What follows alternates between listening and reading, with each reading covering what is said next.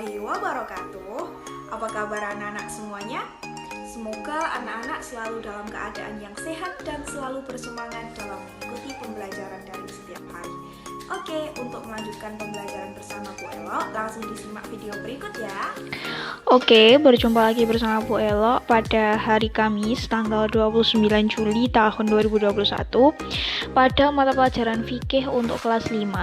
Hari ini Bu Elo akan menjelaskan bab 1 ya, bab 1 full poin A, B, C, D, yaitu tentang zakat fitrah. Jadi hari ini akan kita ketahui apa itu zakat fitrah, bagaimana ketentuan zakat fitrah, siapa saja yang berhak menerima zakat fitrah, dan bagaimana niatnya dan lain sebagainya akan kita ketahui pada hari ini. Oke, siap belajar ya anak-anak semuanya? Langsung saja kita menuju ke materi. Nah, poin A yaitu tentang pengertian zakat fitrah. Di sini ada pengertian secara bahasa. Jadi zakat fitrah itu terdiri dari dua kata, yaitu zakat dan fitrah. Untuk lebih jelasnya, mari kita pelajari dahulu apa arti dari zakat fitrah. Jadi zakat itu berasal dari bahasa Arab, dari kata zaka, yang berarti membersihkan atau mensucikan. Nah, sedangkan kata fitrah itu juga berasal dari bahasa Arab, fitrah, fataro, yang berarti kejadian atau fisik atau badan. Nah, jadi kalau digabung zakat fitrah secara bahasa mempunyai arti membersihkan fitrah fisik atau badan.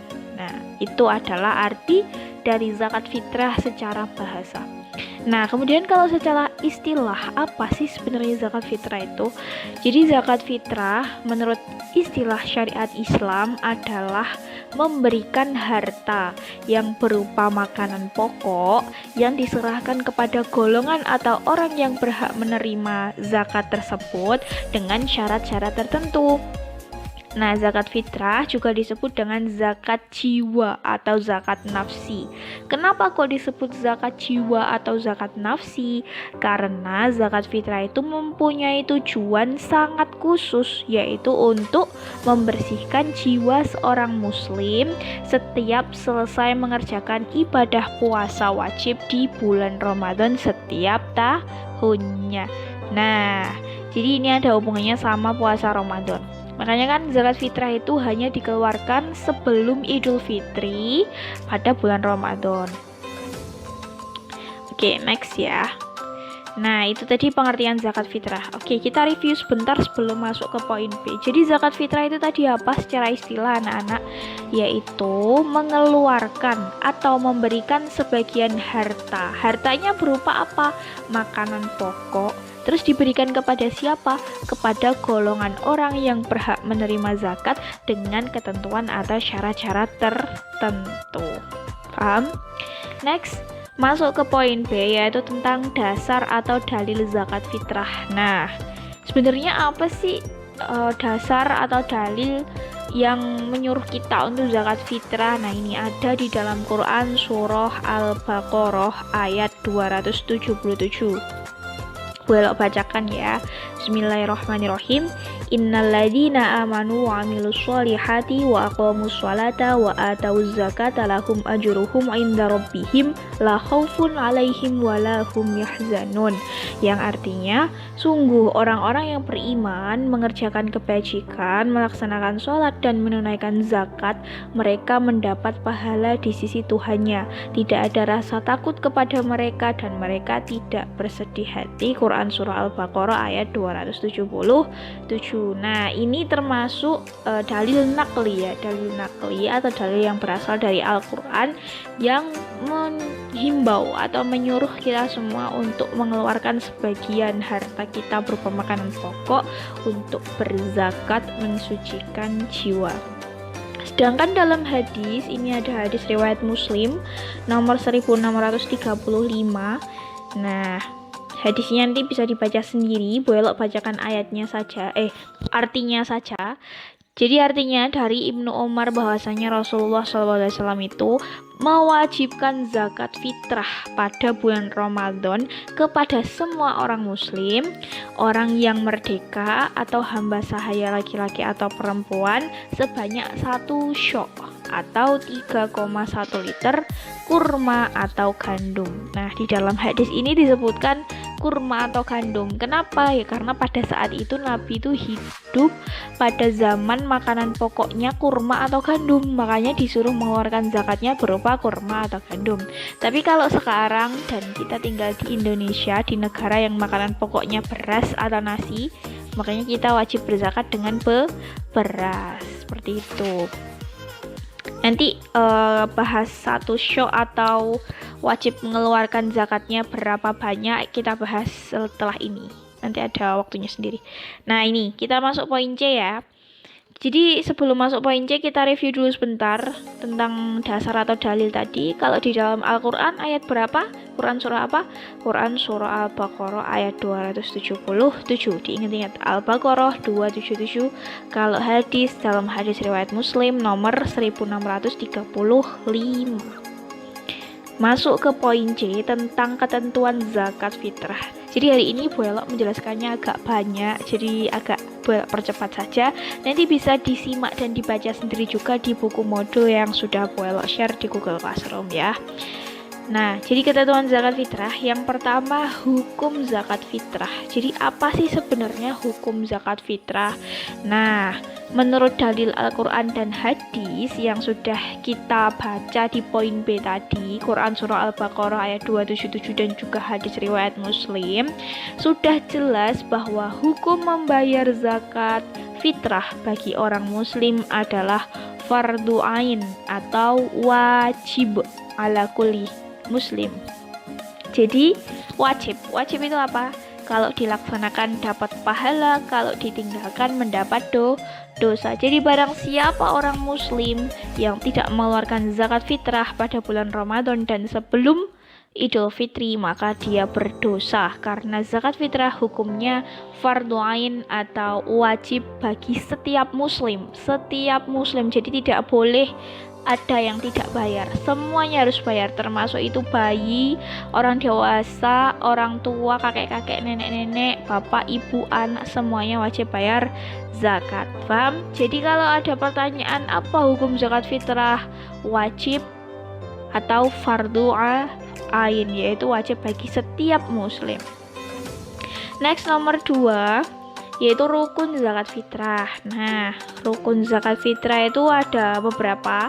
Yang pertama ada niat, yang kedua ada orang yang mengeluarkan zakat atau disebut muzaki, yang ketiga ada orang yang menerima zakat disebut mustahik, dan yang keempat ada barang atau makanan pokok yang dizakatkan. Jadi rukun zakat ada berapa anak-anak? Ada 4. Niat, kemudian orang yang berzakat atau yang mengeluarkan zakat yang disebut muzaki, kemudian ada orang yang menerima zakat atau mustahik, dan ada barang atau makanan pokok yang dizakatkan. Kalau kita di Indonesia berarti ada beras, seperti itu, paham? Next, nomor 3 syarat wajib zakat fitrah. Kalau tadi rukun zakat ya, kalau sekarang syarat wajib zakat fitrah. Syarat wajib zakat fitrah merupakan ketentuan bagi orang Islam yang wajib membayar zakat fitrah atau muzaki tadi adalah sebagai berikut. Jadi ini syarat wajibnya bagi seorang muzaki itu ada 3. Yang pertama, menemui tenggelamnya matahari di akhir bulan Ramadan. Nah, yang pertama. Yang kedua, memiliki makanan pokok lebih dari kebutuhan di malam hari raya dan di siang harinya, baik untuk dirinya sendiri maupun keluarganya, serta orang yang wajib dinafkahinya. Jadi intinya punya barang untuk dizakatkan, punya makanan pokok yang lebih selain untuk dimakan dan untuk diberikan kepada keluarganya dan juga orang-orang yang wajib dinafkahinya, dia punya makanan lebih itu. Nah, itu buat dizakatkan, itu syarat wajib. Yang ketiga, niat mengeluarkan zakat untuk dirinya, keluarganya, dan orang yang dinafkahinya. Jadi misal nih, satu rumah, itu kan biasanya anak-anak tinggal sama siapa? Ayah, ibu, adik, kalau punya kakak ya kakak, terus biasanya ada yang tinggal sama kakek sama neneknya. Nah, kepala keluarga di situ kan ayah.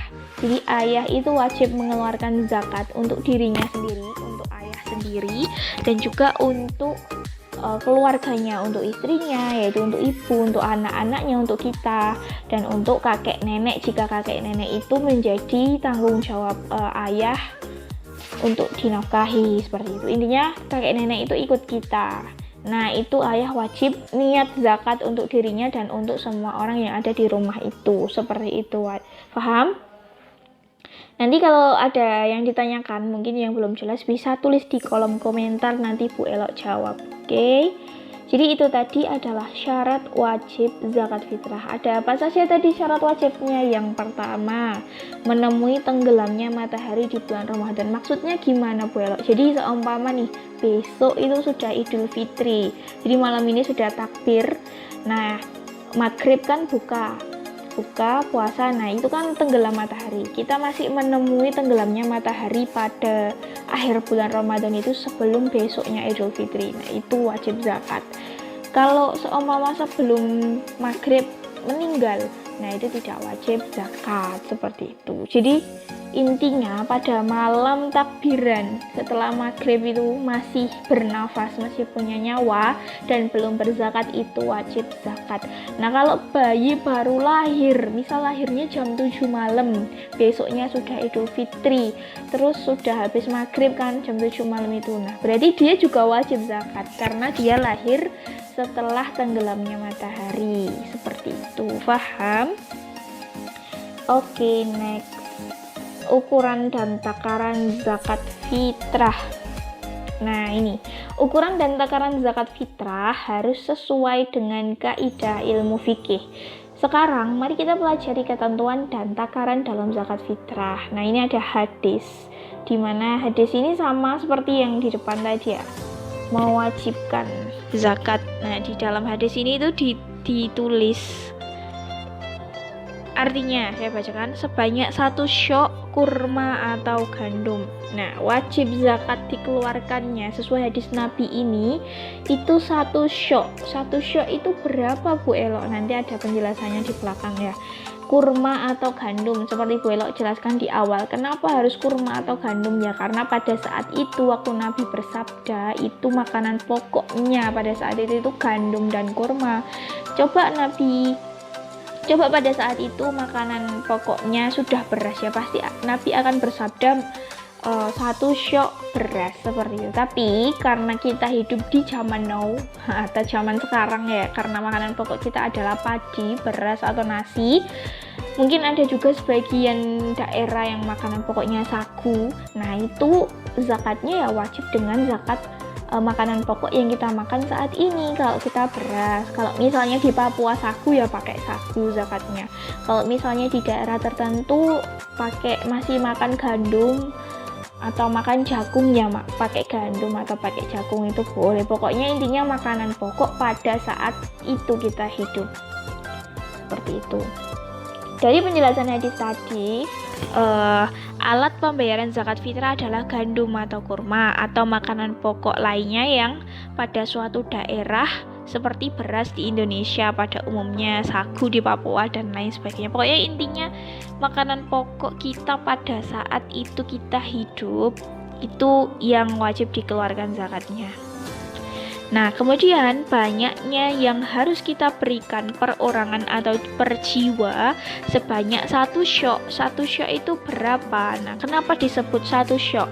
Karena 1 syok itu takaran pada masyarakat Arab zaman Nabi pada saat itu 1 syok.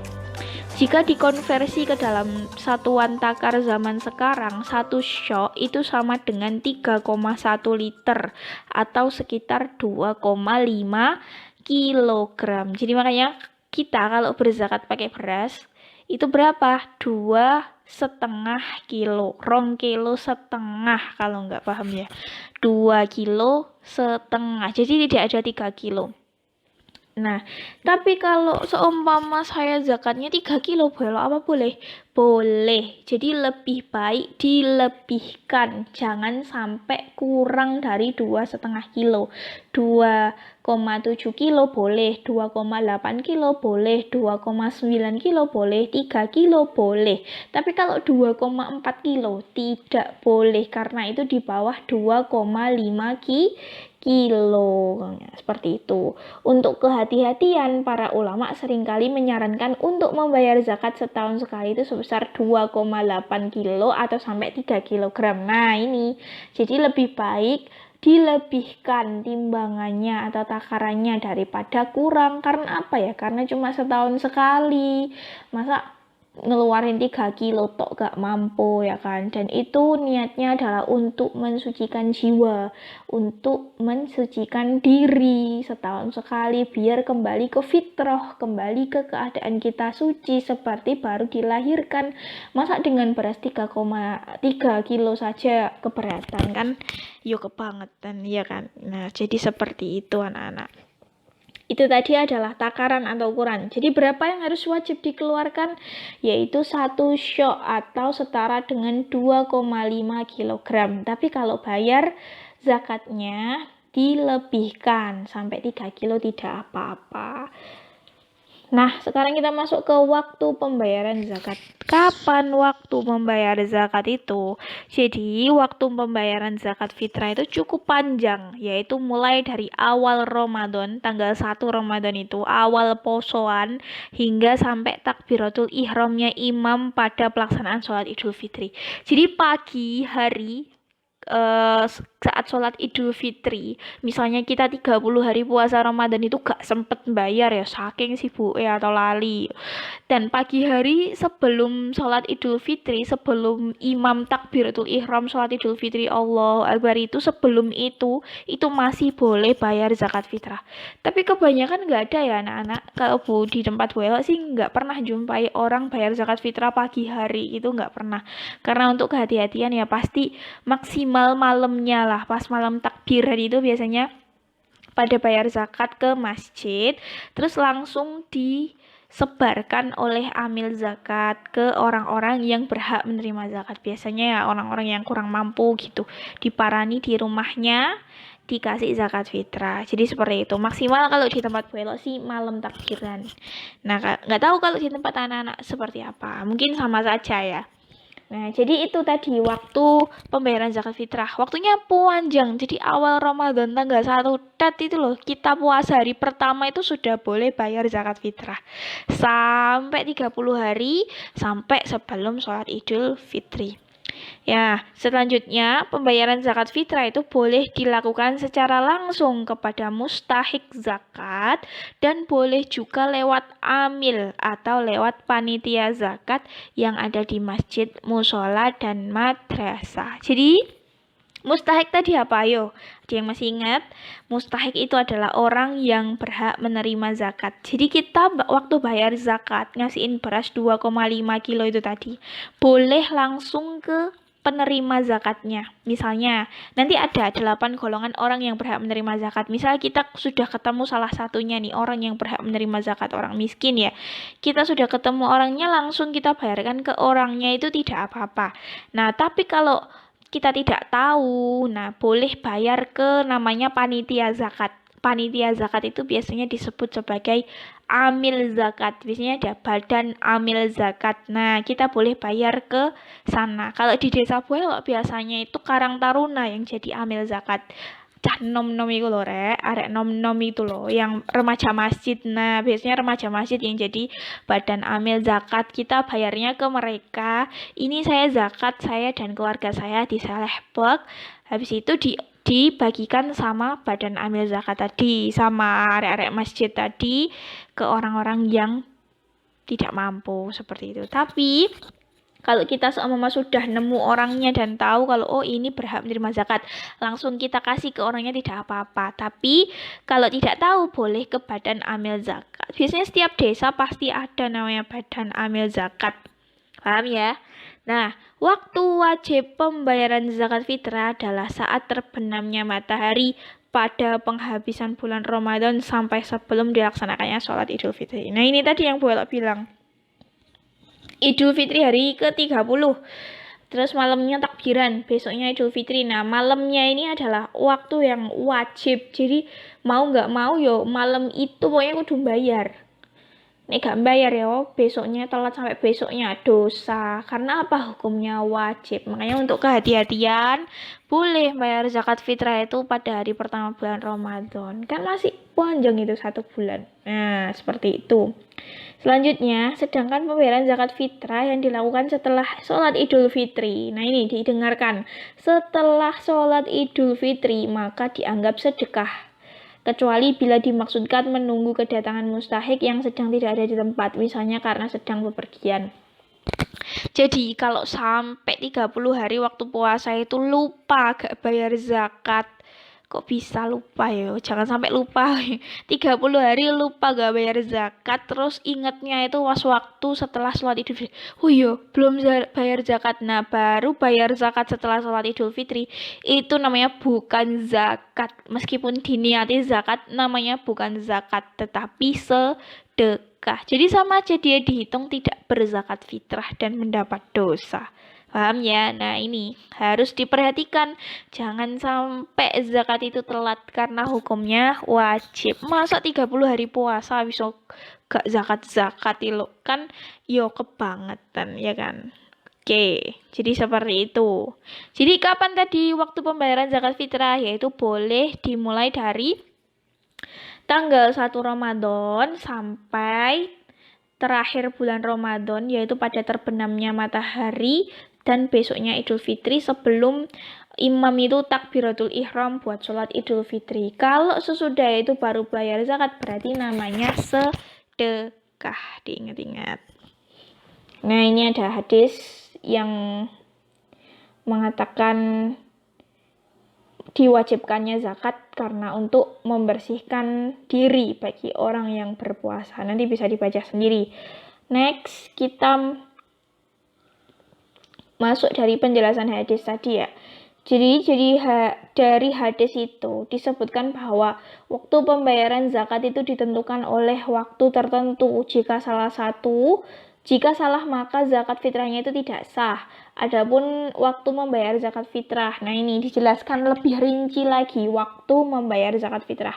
Yang A, waktu wajib adalah sejak terbenamnya matahari pada akhir bulan Ramadan sampai menjelang Idul Fitri. Jadi itu wajib. Sekali lagi Bu Elo katakan waktu wajib, yaitu cuma semalam tok pas setelah terbenamnya matahari pada terakhir bulan Ramadan, akhir besoknya sudah Idul Fitri, jadi malamnya itu sudah takbiran. Nah itu waktu wajib untuk zakat fitrah. Kalau sebelum itu waktu apa namanya, kita baca nanti di bawah-bawahnya ini.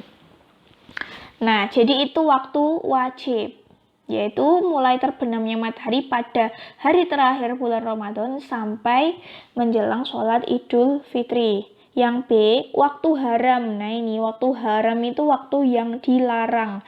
Membayar zakat fitrah adalah setelah terbenamnya matahari pada hari raya Idul Fitri. Setelah terbenamnya matahari pada hari raya Idul Fitri. Jadi ini jangan kebangetan. Mosok zakat itu sampai lupa terus bayarnya setelah maghrib pas hari Idul Fitri. Jadi misal hari ini Idul Fitri, terus maghrib nanti habis maghrib itu bayar zakat. Nah itu waktu haram, sudah tidak boleh. Haram itu apa? Kalau dilakukan dapat dosa, kalau ditinggalkan dapat pahala. Nah jadi itu tidak boleh berzakat. Yang C, waktu afdol atau sunnah. Nah sunnah ini kalau dilakukan dapat pahala, kalau ditinggalkan tidak apa-apa. Jadi waktu sunnah untuk melaksanakan zakat fitrah adalah sesudah sholat subuh tanggal 1 Syawal sebelum Idul Fitri. Nah, tapi ini biasanya jarang sih orang yang zakat pada pagi hari sebelum sholat, karena pasti pada ribet menyiapkan untuk sholat Idul Fitri dan lain sebagainya. Makanya kebanyakan zakatnya itu pada malam hari pas waktu takbiran itu. Kalau paginya mungkin ada sebagian atau beberapa orang yang mengejar sunnah, jadi sehingga membayar zakatnya pada pagi hari sebelum sholat Idul Fitri. Jadi sesudah subuh itu bayar zakat. Nah, itu waktu sunnah. Yang D, waktu mubah atau boleh. Mubah itu apa? Kalau dilakukan tidak apa-apa, kalau ditinggalkan juga tidak apa-apa. Jadi ya gak apa-apa wis. Jadi waktu mubah atau boleh melaksanakan melaksanakan zakat fitrah adalah sejak tanggal 1 Ramadan. Nah, awal poso itu nggak apa-apa bayar zakat sampai dengan akhir bulan Ramadan, sampai hari ke-29 atau hari ke-30 bulan Ramadan itu tidak apa-apa. Nah, biasanya ada juga kita waktu sekolah ya, biasanya pondok Ramadan. Pondok Ramadan itu kan dilaksanakan pada malam ke-25 biasanya ya, kalau memungkinkan. Nah, terus biasanya zakat di sekolahan pada waktu itu. Nah, itu tidak apa-apa, hukumnya mubah, paham ya? Yang E, waktu makruh. Makruh itu apa? Kalau ditinggalkan dapat pahala, kalau dilakukan tidak apa-apa. Waktu makruhnya kapan? Yaitu sesudah sholat Idul Fitri sebelum terbenamnya matahari. Jadi diingat-ingat, setelah sholat Idul Fitri itu ada biasanya yang baru zakat, misalnya karena kelupaan atau karena apa. Nah, itu hukumnya makruh. Biasanya sudah tidak dihukumi zakat lagi, tetapi sedekah seperti yang Belok jelaskan di awal. Paham? Jadi ada 5 waktu membayar zakat fitrah ya. Nanti difahami kembali. Sudah Belok jelaskan. Nah, kita masuk ke orang yang berhak menerima zakat. Apa disebut apa tadi orang yang berhak menerima zakat? Mustahik. Nah, ini dijelaskan dalam Quran surah At-Taubah ayat 60. Mau dibacakan ayatnya? Oke, Belok bacakan ya. Bismillahirrahmanirrahim. Innamas shadaqatu lil fuqara'i wal masakini wal 'amilina 'alaiha wal mu'allafati qulubuhum wa fir riqabi wal gharimina wa fi sabilillahi wa ibnis sabil. Faridatan minallah wallahu alimun hakim. Al-ayah Quran surah At-Taubah ayat 60. Jadi artinya, sesungguhnya zakat itu hanyalah untuk orang fakir, orang miskin, amil zakat yang dilunakkan hatinya atau mu'allaf, untuk memerdekakan hamba sahaya, untuk membebaskan orang yang berhutang, untuk jalan Allah, dan untuk orang yang sedang dalam perjalanan. Sebagai kewajiban dari Allah, Allah Maha Mengetahui, Maha Bijaksana. Nah, ada 8 golongan yang berhak menerima zakat menurut ayat ini. Untuk penjelasan lebih lanjut, siapa saja 8 itu? Ini sudah Belok rangkumkan. Jadi 8 golongan orang yang berhak menerima zakat. Yang pertama adalah fakir. Fakir adalah orang yang tidak memiliki pekerjaan dan masih kekurangan dalam memenuhi kebutuhan pokoknya. Jadi wis gak duwe kerjaan, terus tidak bisa memenuhi kebutuhan dia dan keluarganya, itu namanya fakir. Yang kedua ada miskin. Miskin itu orang yang punya harta tetapi tidak cukup untuk memenuhi kebutuhannya. Jadi dia mungkin masih punya pekerjaan, jadi masih ada yang dihasilkan, tetapi penghasilannya itu tidak mencukupi untuk memenuhi kebutuhan dia dan keluarganya. Itu namanya miskin, orang miskin. Yang ketiga ada namanya amil. Amil adalah orang yang mengelola pengumpulan dan pembagian zakat. Nah, biasanya kan tadi bilang remas, atau mungkin ada sekelompok pemuda yang ditunjuk sebagai panitia pembagian zakat, itu namanya amil. Nah, amil itu orang yang bagi-bagi zakat, mulai dari mencatati siapa saja ya kira-kira yang boleh menerima zakat di desa ini, siapa saja yang sudah bayar zakat tadi. Nah, itu kan amil, panitia bagian seperti itu. Itu dia juga berhak menerima zakat. Yang keempat mu'alaf. Mu'alaf itu apa? Orang yang baru masuk Islam. Misal ada orang Kristen terus dia terketuk hatinya, dilunakkan hatinya, kemudian dia masuk Islam. Nah, dia berhak menerima zakat. Yang kelima ada rikob atau budak mukotab, yaitu budak sahaya yang memiliki kesempatan untuk merdeka tetapi tidak memiliki harta benda untuk menebusnya. Rikob ini biasanya ada pada zaman Nabi dahulu ya. Kalau sekarang sudah tidak ada namanya rikob atau budak. Nah, pada zaman dulu rikob atau budak yang belum merdeka itu juga berhak menerima zakat. Nah, yang keenam ada namanya gharim. Gharim itu adalah orang yang hutangnya banyak dan tidak bisa melunasinya. orang yang terlilit hutang. Nah, bahasa gampangnya seperti itu. Utangnya wakeh dan tidak bisa untuk membayar hutang, itu dia berhak menerima zakat. Yang ketujuh ada fisabilillah, adalah orang yang berjuang di jalan Allah sedangkan dalam perjuangannya tidak mendapatkan gaji dari siapapun. Nah, fisabilillah itu juga banyak pada zaman dulu, pada zaman Nabi, orang yang ikut perang untuk membela Islam, itu kan tidak ada yang menggaji, dia hanya mengharap ridho dari Allah. Nah, pada zaman dulu, fisabilillah ini juga berhak menerima zakat. Coba sekarang ada ya fisabilillah, mungkin dia juga berhak menerima zakat, tapi jarang ditemui. Nah, kalau yang terakhir, yang ke-8 adalah Ibnu Sabil, yaitu orang yang kehabisan bekal dalam perjalanan sehingga sangat membutuhkan bantuan. Misalnya ada seorang musafir ya, dari satu kota ke kota lain, terus di tengah perjalanan dia kehabisan bekal, nggak punya uang buat beli makan. Nah, ini kalau kita tahu di desa kita ada orang seperti itu juga dia berhak menerima zakat.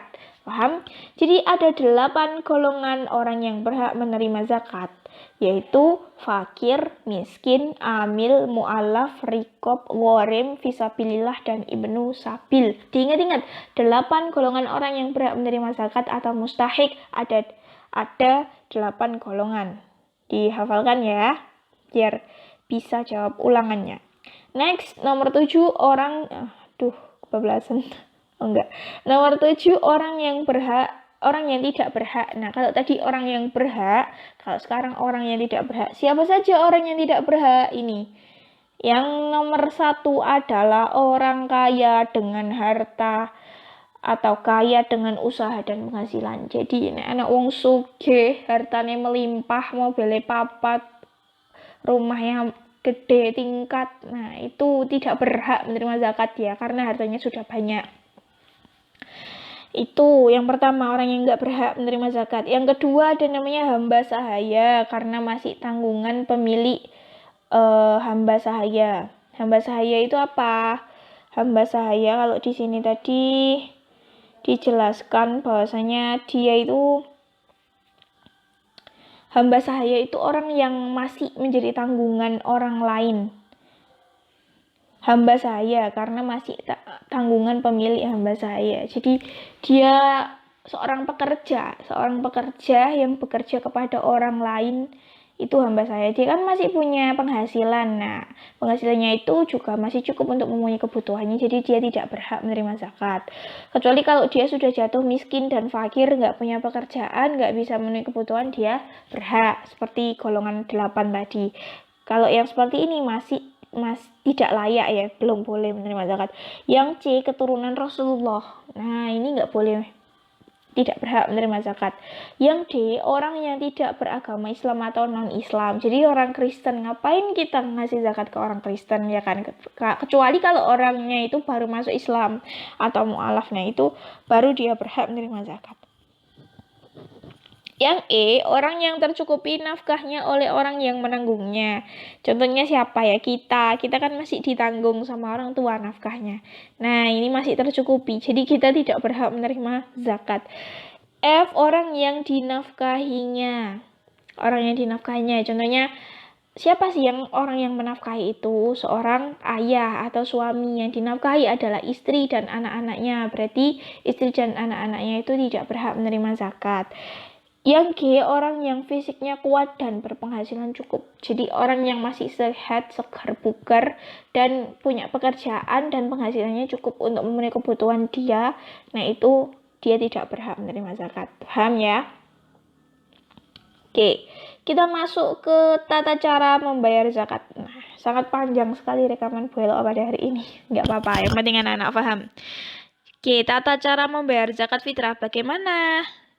Adapun tata cara membayar zakat fitrah adalah sebagai berikut. Yang A, kita memilih makanan pokok dari jenis bahan makanan yang terbaik, yaitu beras. Nah, misalnya beras nih. Beras sekarang kan banyak jenisnya, ada beras buket atau apa itu? Beras buket, ada rojo lele dan lain sebagainya. Ada banyak jenis beras.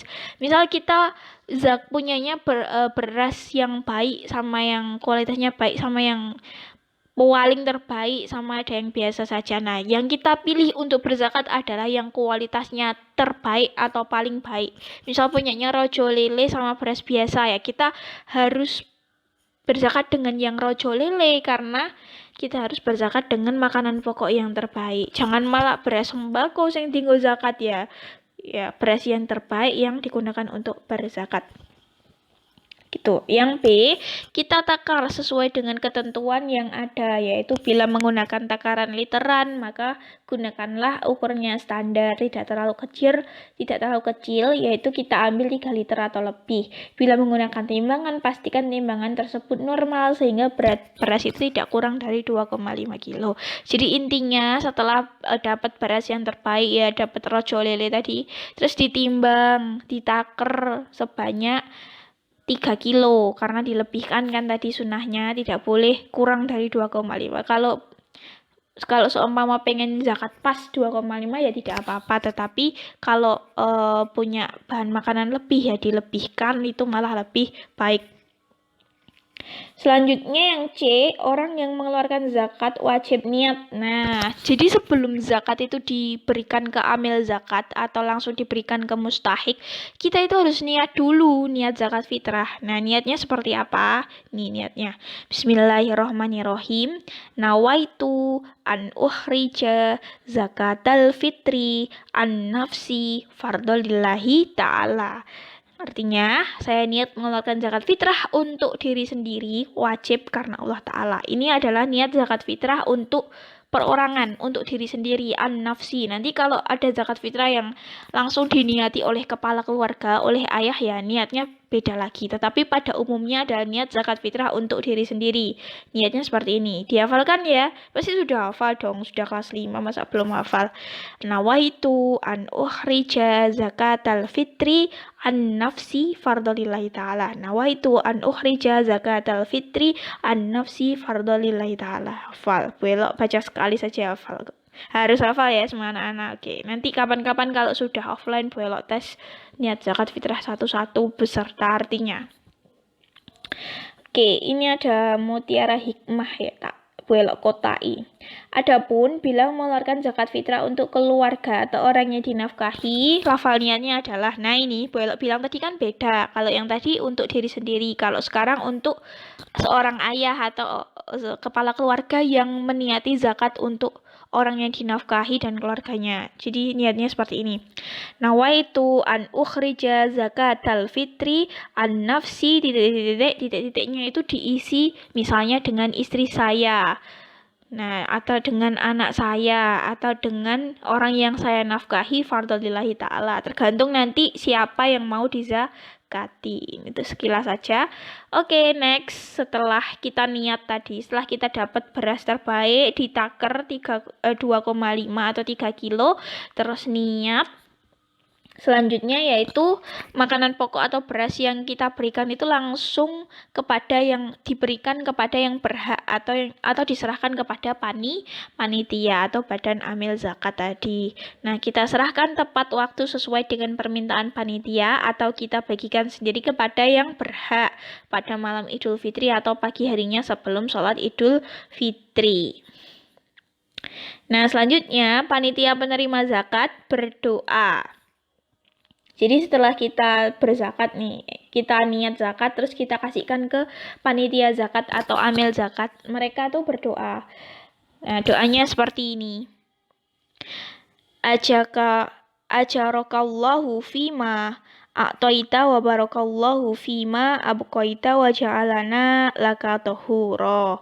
Yang artinya semoga Allah memberikan pahala kepadamu dengan apa yang telah engkau berikan dan mudah-mudahan Allah memberkahi apa yang masih ada padamu dan mudah-mudahan Allah menjadikan kesucian bagi kami dan kamu. Jadi ini doa amil zakat ketika dia diserahi zakat oleh kita. Mendoakan kita intinya, tapi kalau tidak mendoakan juga tidak apa-apa. Ini sunnah ya. Selanjutnya panitia bertanggung jawab membagikan kepada yang berhak menerima zakat. Nah, 8 golongan tadi. Paham ya? Ini tata cara berzakat. Bagaimana tadi intinya? Yaitu kita milih beras yang paling bagus. Setelah dapat berasnya, kita taker 3 kilo. Setelah itu kita niat. niat berzakat. Setelah itu kita berikan kepada orang yang mengelola zakat atau amil zakat. Nah, setelah kita kasih ke amil mendoakan kita dengan doa yang sudah dibaca tadi, dan dia membagikan kepada mustahik atau 8 golongan yang berhak menerima zakat. Oke, selesai sudah materi hari ini. Jadi Bu Elo hari ini menjelaskan satu bab ya, tidak terasa. Poin A, B, C, D, yaitu tentang zakat fitrah. Nanti boleh direview sendiri sambil dibaca-baca buku modulnya sudah Bu Elo share. Nah, terus ada tugas ya yang Bu Elo share di Google Classroom. Jangan lupa dikerjakan tugasnya karena itu menunjang nilai harian kalian dan juga menunjang apa yang sudah kalian dapatkan dari yang Bu Elo jelaskan ini tadi. Nah, semoga anak-anak paham dari apa yang Bu Elo jelaskan. Mohon maaf jika banyak kesalahan dalam menjelaskan hari ini. Kalau ada pertanyaan silakan ditanyakan di kolom komentar. Nanti Bu Elo jawab, pasti Bu Elo jawab. Bu Elo malah suka kalau ditanya. Kalau ada yang aktif bertanya malah suka, nanti dikasih poin plus di penilaian. Nah, seperti itu ya. Oke, selamat belajar untuk hari ini.